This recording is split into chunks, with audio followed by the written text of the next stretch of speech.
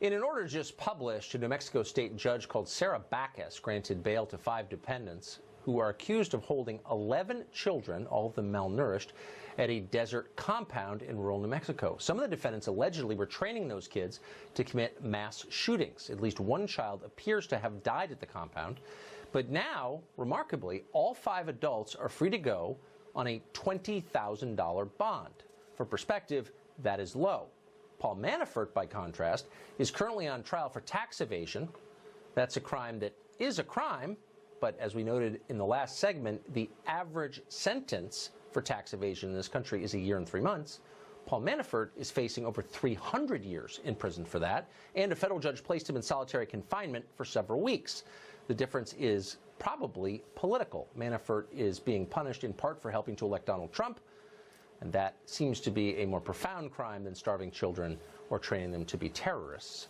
Joe DeGeneva is a former U.S. attorney for the District of Columbia, and he joins us tonight. Joe, the last thing you want to think is that justice is unequally applied, but you see things like this happen, and it's hard to reach any other conclusion.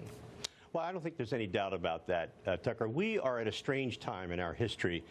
We have the unfortunate Hillary Clinton investigation where she clearly got a pass by the FBI because she was a Democrat and they wanted her to be president. We have the unfortunate situation where they then decided they were going to frame Donald Trump. They went about it, and if Hillary had been elected, we would have never known about this scheme to unconstitutionally subvert an election. And then you have this goofy judge in New Mexico who decides that 5 of the defendants in this case, who clearly were grooming young terrorists and ruining their lives, should be out on bond.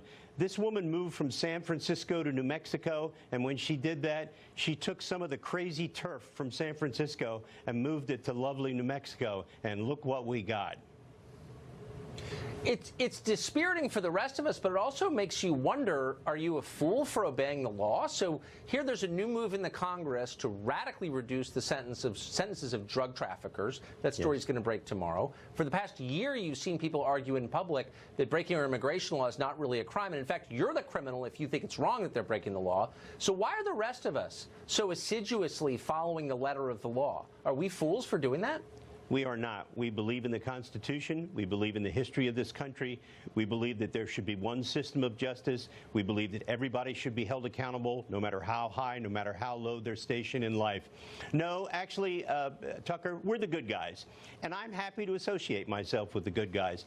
I love the good FBI agents who enforce the law equally, and I don't like people like James Comey and Sally Yates who don't. So we just have to keep fighting. This is a long, tough slog, which has resulted from 50 years of liberal education at grade schools, high schools, and college, the academy in the hands of the leftists, and they are graduating idiots into our society. Civics isn't taught anymore, and this is where we end up. You're exactly right. And I was getting cynical for a moment, but you made me feel better. Thank you. That was inspiring, actually. I mean it. Thank you. Great to see you. You're welcome. Donald Trump said he would make America great again. Now top Democrats reply by saying this country was actually never great, and the crowd cheers. Is that a winning campaign message? We'll mull it over next.